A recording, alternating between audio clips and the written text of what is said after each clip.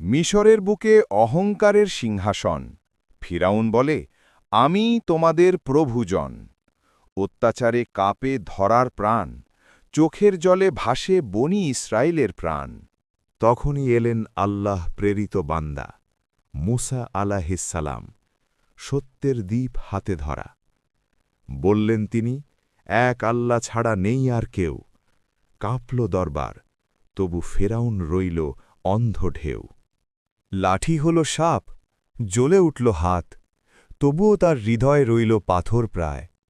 অবশেষে সমুদ্র তীরে দাঁড়াল এক রাত, পেছনে সৈন্যদল, সামনে নীল জলের ঘাট। আল্লাহর হুকুম, আঘাত কর লাঠি দিয়ে।